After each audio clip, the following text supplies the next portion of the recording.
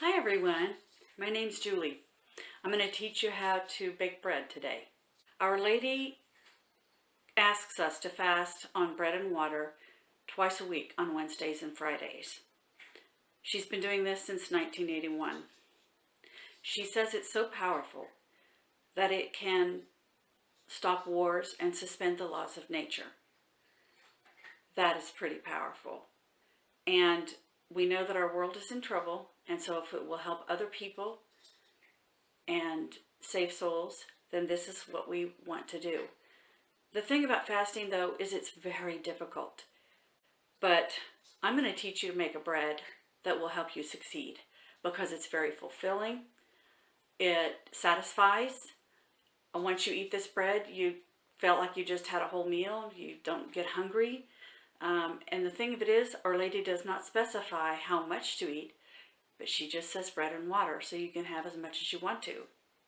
Now, I fasted for years, and I found it very difficult for the main reason that the commercial breads are full of toxic fast rise yeasts.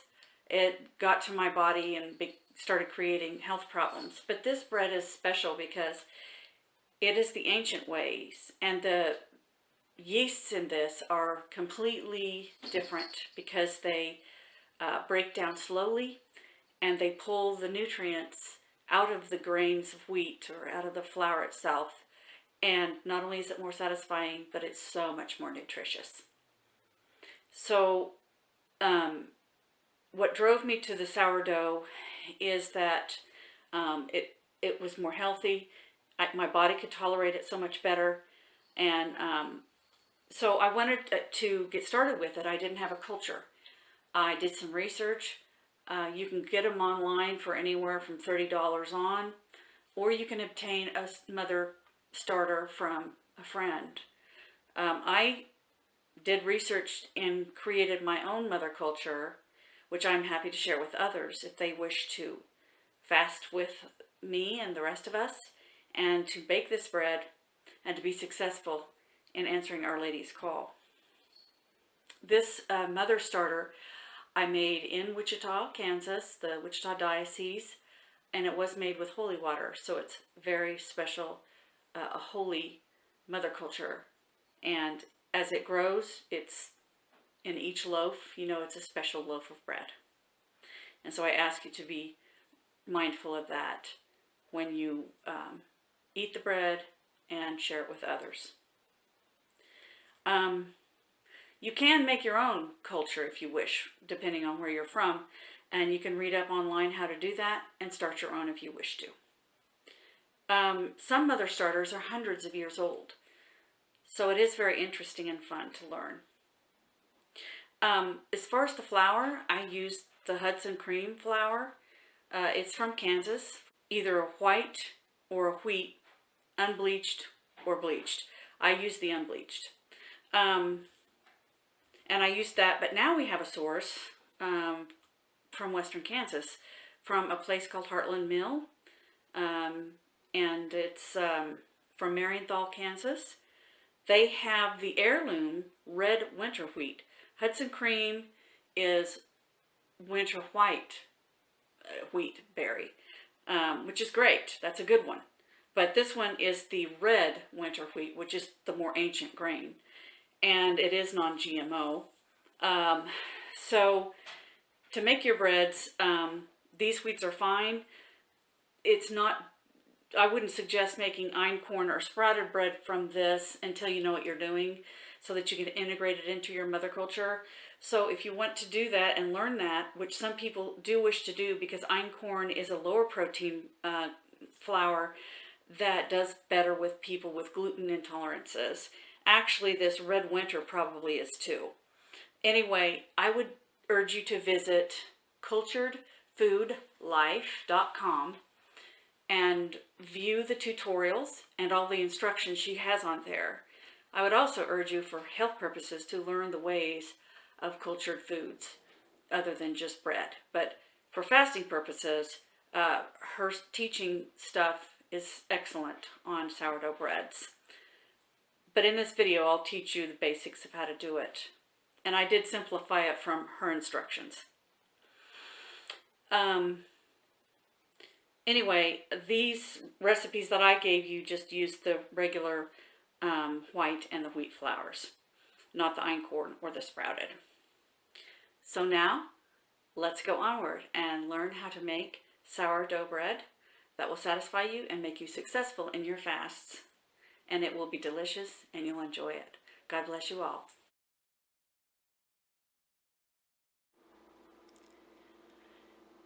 I'm going to go through with you a few tools that are helpful in making bread.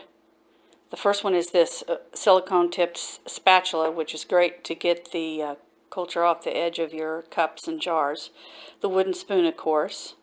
Your bowl for making your loaf. Your measuring devices. When you're using your tools to mix up your 111 or feeding, this is really a nice tool. I really like it. It's just a little mixer thing. They're cheap, and it breaks up a lot of the clumps that are in your culture. So if you don't want to use those, some people are against using metal for any type of culture because they say that it can affect the growth of the probiotics in it, but it's got to be so minimal, I don't worry about it. You can either use just a long stem spoon or a chopstick if you don't want to use this thing. Then, of course, your baking dish. I prefer the cast iron enameled surface. They cook very evenly, and the advantage to that is if you're using a thin metal thing to cook it in, I think it kind of burns the edges or makes them hard. This cooks it very evenly and nicely. You can get them on sale at Dillon's once in a while, or Aldi's has them on sale for seasonally for about $39 is regular price. On sale can be as low as $12. So snag one if you see one. This is I think it's a 5.5 quart. Don't get anything bigger than that because it'll make your bread flatter. A little bit smaller is nice. The parchment paper, you don't have to use it. I like it for the non-stick properties. You can always use spray, cooking spray, or butter, which works nicely to keep the stick working, the non-stick working. I would not advise olive oil or coconut oil because will stick to the side. And then last but not least is this wonderful wide mouth mason jar. You don't have to use them, but I love them because they give you plenty of room. When you're making your 111, it does increase and then go back down. Same when you're making, when you're feeding your starter, when you set it out to bubble, it does the same thing. So the extra room in the jar is nice.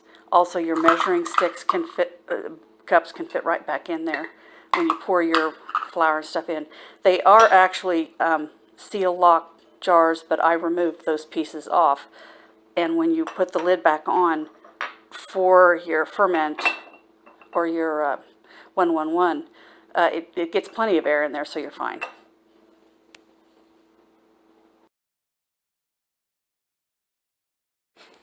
The first thing to learn when you get your mother culture is to feed it. You can get the mother culture online for about $20 up, or you can get one from a friend, or you can contact me for the mother culture that I have created. But I'm going to show you how to feed it. You only have to do it once a week. I'll show you here. You see this grayish liquid inside there. It's called hooch. It's nothing to worry about. Check and smell. It smells yeasty. That's perfect. It means it's very healthy. And we just mix it up into the mixture here. This little mixer is real nice for getting it mixed up good. It'll be gloppy, and mine is a little more liquidy than I've seen on other people's culture, but that's okay. That's how I like it. And then just to feed it, there's no specific measurements whatsoever. You just add flour and water to it. Stir it up, mix it up, incorporate it into the culture that you have, and that's all you have to do. And put it back in the refrigerator, and then feed it again in another week. Now this stuff on the sides, this crusty stuff, is nothing of concern. It forms on your jar as your culture continues to grow. It is harmless. Your culture is a probiotic type culture, so it'll kill off anything that's bad. If there's anything bad in it, you can smell it, and then you can get rid of it if your culture has turned bad. I doubt if it will, but anyway. But yeah, don't worry about the crusties. Just stir it up. When it's like that, it's ready to go. And I like to set mine on the counter to get bubbly before I put it back in the fridge. That just gives it some time to grow, and that you can see that it's healthy and doing well. And then you put it back in the refrigerator. But let me warn you that this jar is pretty full. I don't usually have mine this full, but when it bubbles, it does increase in size. What doesn't quite double, but it'll. So make sure your jar has lots of room in it for it to increase in size. And then put the lid back on and put it back in your refrigerator. You can put a lid on it. It's not going to starve it of oxygen. I just wouldn't make it real tight. And you're good. Now I'm going to show you how to prepare your 1-1-1 mixture to make your loaf of bread. So if you want to make a loaf of bread, I'm going to use the white culture starter for this batch. You use 1 part of every component, which is 1 part culture, 1 part flour, and 1 part water. So we'll start with the 1 part culture. I make mine in half-cup increments for each loaf, each time I bake a loaf. So we have just about a half a cup there. There we go. And it's a little stretchy. So pour it in.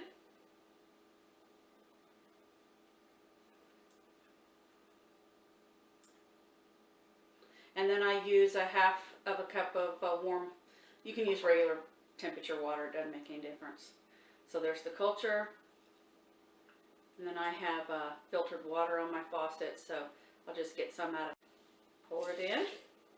The flour that I use, one of the things when I started this culture and began baking sourdough bread is I wanted to use everything from Kansas.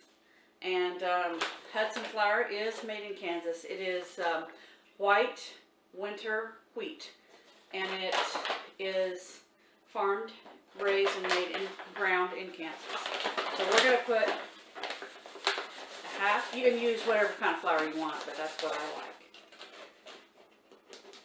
So smooth off so it's flat on top.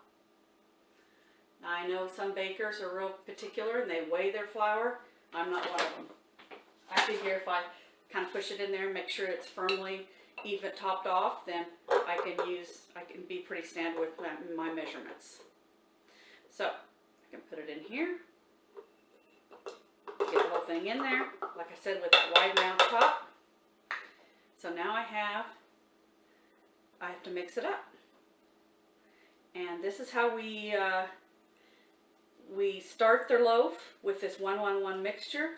We mix it up, and then we set it on the counter for several hours until it starts to bubble up. And that tells us that the yeast is growing and it's ready to grow enough, and it's right that it'll rise your bread.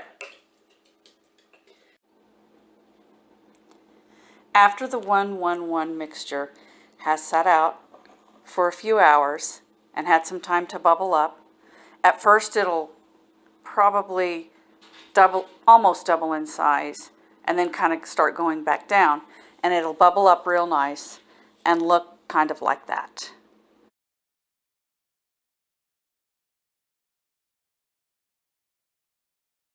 So in making we're going to make honey bread with this recipe. I have got 1 cup of wheat flour and 2 cups of white flour of the Hudson cream. Just need 1 more half cup to go in here. And then now we're going to put in our culture. And we need 1 cup. It's nice and bubbly. if you can see. So it's perfect. We set this out for several hours. 1 cup of the start. This is your 111.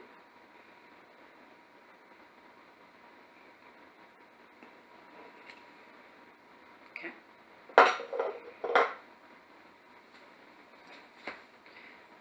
And these spatulas are, like I said, real nice because they get all of it out. And then we're going to add the 1 cup of warm water. We're going to add 1/4 cup, and this is a little trick, of olive oil, organic. And I put it in the container before I do my honey. So I've got 1/4 cup of olive oil.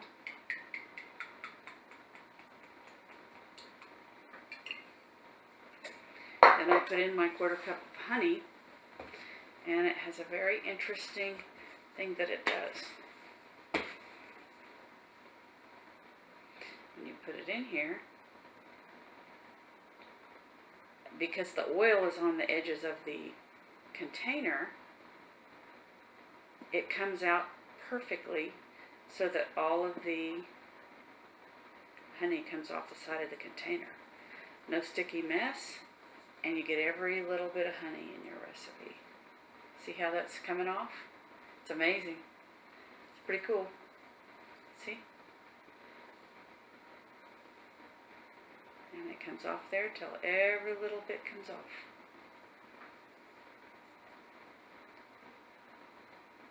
There we are.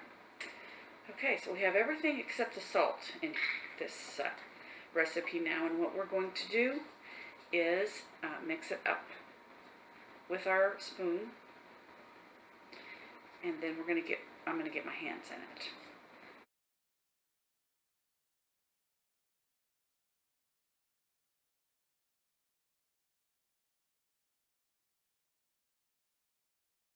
I've got it mixed up to where it's kind of partially crumbly and partially globs of dough.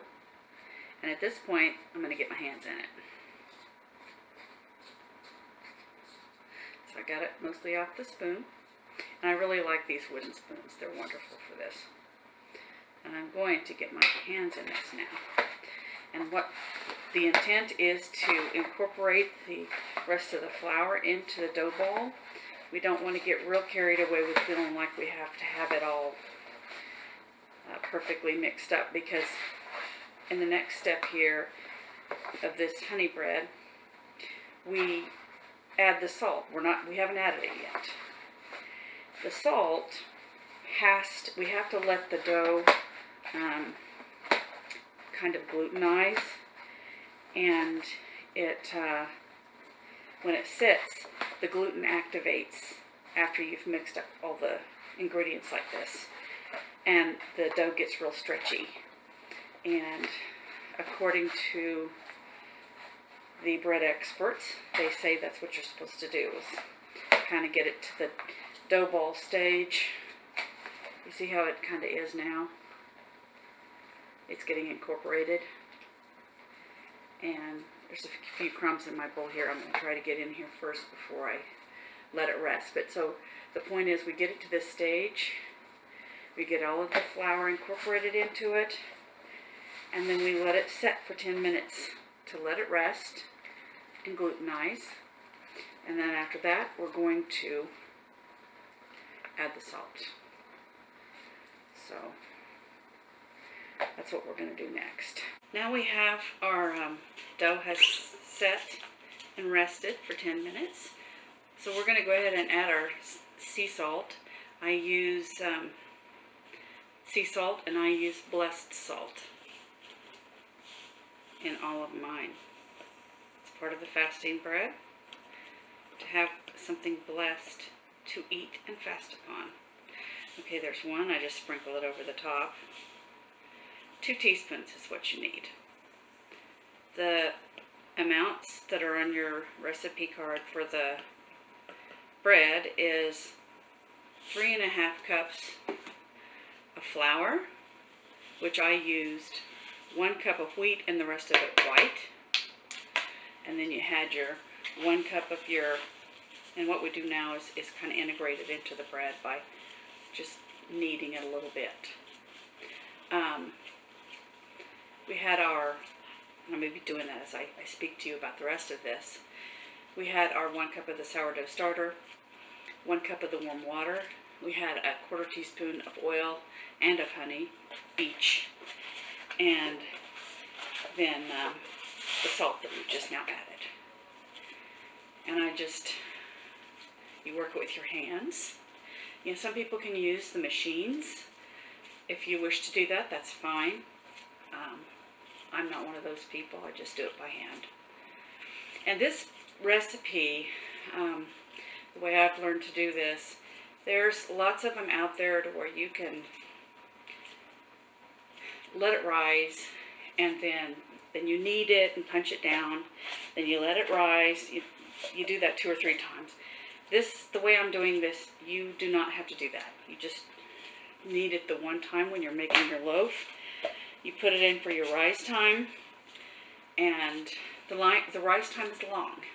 But that's what makes the bread so healthy and good, is because you're letting it slowly and naturally, with this natural yeast from the start, to rise the bread with the yeasts that are not those fast-acting toxic ones that we're so used to. And it actually breaks down the enzymes to where the bread is so much more nutritious, and you're getting all the nutrients out of the grain. So that is why we do the slow rise. See, we're getting a really nice dough ball now. When you slow rise, you not only get the nutrients to it, but you have to plan on this bread. If I'm going to fast on Wednesday, I have to get everything started on Tuesday. So I'll start making my 1-1-1 before I go to bed, maybe on Tuesday. No, wait. On Tuesday during the day, and then get my dough made, and then so that I can have it rise overnight before I bake it to eat it. So however that works into your schedule is great, but just remember, it takes about a day to make this bread. Then you take, this is wheat bread. It makes a better texture to put on the exterior of your dough ball. Make a nice ball out of it. Go ahead and put it on your floured surface of something very granular, like your whole wheats. Some people like to use cornmeal, and that kind of gives it a nice texture on the exterior. That's fine too. So you make a nice ball. Then you have your pan ready, and like I said, I like to use these cast iron pans. They cook so evenly and nicely, and I have the paper, the parchment paper, so that I have no problems with sticking. I lay it in there, like so, and then what I do is I'll make some slices in the top of it, so I'll show you that. Okay, we have our dough ball in the baking container, and we're going to score it to make some slices in it, like so. And I usually make a cross in mine. You can make your scores whichever design or way you like to do it. Once you've scored it before rising, it's kind of good, because if you wait until after it's risen, when you try to score it before you bake, it will punch it down, and you spent all that time letting it rise. So when you, your 1-1-1 mixture right here takes about 4 hours to rise, and then it's ready to put into make your bread with. And then after that, you're going to let it rise for at least 8 hours, sometimes more. So that's how you have to time your bread. Then what you do from here is we're going to take it to the oven. This is my little sneaky trick. I put it in a 170-degree oven. Cover it with a damp towel, and then I close the oven. And I let it rise. When you're in your oven, turn it off after you've put it in there, so that it can just sit overnight and rise. So we just want a warm environment for it to rise. And being that we have some wheat flour in here, it's going to take a little longer. So that's my little sneaky trick for helping it rise nicely, is to put it in a warm oven. So we'll let it sit overnight, and then we'll be ready to bake it tomorrow. Okay, it's morning now, and we have let our bread rise in a warm oven. So we're going to take it out and take a look on how much it rose. See how beautiful that loaf is? It's almost completely, it's like probably tripled or quadrupled in size, and it's filled up half of the pan. So it is ready to bake. We'll take it out, warm the oven up, and stick it in. Now that we have the perfectly raised loaf, we're going to put it in the oven at 400 degrees. Okay, we've baked it 20 minutes without a lid. Now we're going to put the lid on it and bake it another 20 minutes. We've just taken it out of the oven. Ooh, look at that. Looks delicious. So I'm going to take it out of the pan. I use parchment paper just because it's easy. We have our beautiful loaf out of the oven now, and this is something that I do. You don't have to do it. Take butter out of the fridge, trim some of the paper off, and then just rub it over the top of your nice hot loaf. Gives it a nice buttery taste.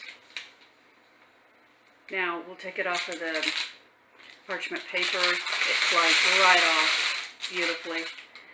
And we're going to let it cool, and then we'll slice it open so that we can have some delicious sourdough bread. This is just to show you the difference between the two recipes that I have handed out. The one loaf on your left is the 5-minute sourdough bread loaf. It only has like 2.5 cups of flour. This here is the honey wheat bread, and it's 3.5 cups. So you can see the difference in the volume of the bread. I wanted to point that out because if you're letting it rise and you feel disappointed it's not getting any higher, it's just because there's less volume in that particular recipe. And there's more volume in this recipe. To conclude this video, I would like to talk a second about the mystery of fasting. Fasting is mysterious. Eating is a primal need of the body, which is being denied when we fast. It's therefore a kind of a turbo reparation. Perhaps that's why it's so powerful. It's easy to see that our world is in trouble, and why our mother tells us and calls us to major reparation for the sins of man, rampant in this age that we live. The Mother of God has come to earth to call all of humanity to fast in the Medjugorje messages. If you have not heard of Medjugorje messages or anything about it, I urge you to read up.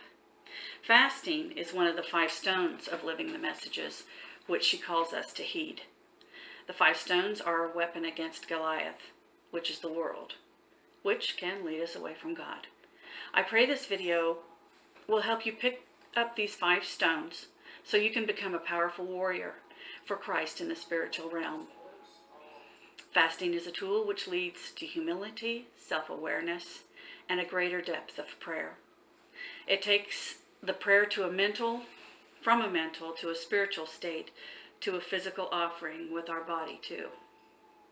It nourishes the spirit while it denies the body of the primal need of hunger.